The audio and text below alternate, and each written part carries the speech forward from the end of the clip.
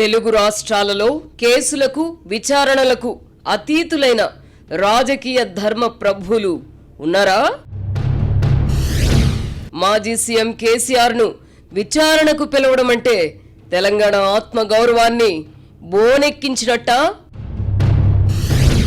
కేసీఆర్ అంటే తెలంగాణ, తెలంగాణ అంటే కేసీఆర్ అనే దబాయింపులు ఇప్పుడు చెల్లుబాటు అవుతాయా? కాళేశ్వరం ప్రాజెక్టు కేసులో కేసీఆర్ను విచారణకు పిలిచినప్పుడు తెలంగాణలో భూమి కంపించిందా? బీఆర్ఎస్ ఏలుబడిలో టెలిఫోన్ ట్యాపింగ్ జరిగితే ఆ మరక కేసీఆర్కు అంటుకోకుండా ఉంటుందా? ఉద్యమకారుల్ని అవమానించిన కేసీఆర్ నేడు ఆత్మ గౌరవం గురించి మాట్లాడడంలో అర్థముందా? విభజన జరిగిన పుష్కర కాలం తర్వాత కూడా అదే సెంటిమెంట్ మీద బతకాలనుకోవడం ఏంటి? ఆంధ్ర వాళ్ళ పెత్తనమని, చంద్రబాబు కుట్రలని పాత పాటలే ఇప్పటికీ పాడితే జనం అసహ్యించుకోరా?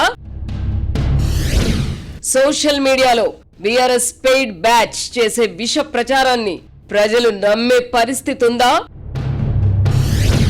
రేవంత్ రెడ్డి లక్ష్యంగా కాంగ్రెస్ లో అసమ్మతిని రాజేయడానికి బీఆర్ఎస్ పార్టీ ప్రయత్నిస్తోందా? కేసీఆర్ అండ్ కో చేస్తున్న ఈ ముప్పేట దాడికి రేవంత్ నుంచి ధీటైన ఎదురుదాడి ఎందుకు లేదు?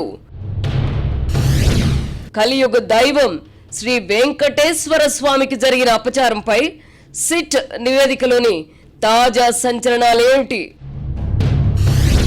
తిరుమల శ్రీవారి లడ్డూ ప్రసాదంలో నెయ్యికి బదులు కెమికల్స్ కలిపిన పామ్ ఆయిల్ వాడిన పాపం ఎవరిది?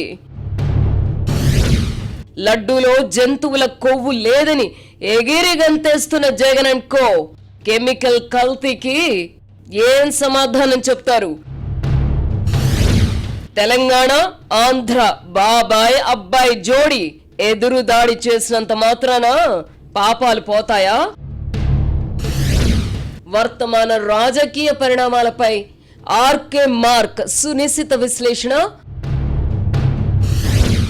వీకెండ్ కామెంట్ బై ఆర్కే ఈరోజు రాత్రి 8:30 గంటలకు